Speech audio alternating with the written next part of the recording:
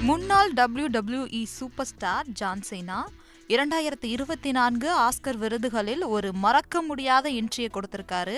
ஆடை வடிவமைப்பு விருதை வழங்க முற்றிலும் நிர்வாணமாக தோன்றிய சம்பவம் சமூக வலைத்தளங்களில் தீயாய் பரவி வருகிறது.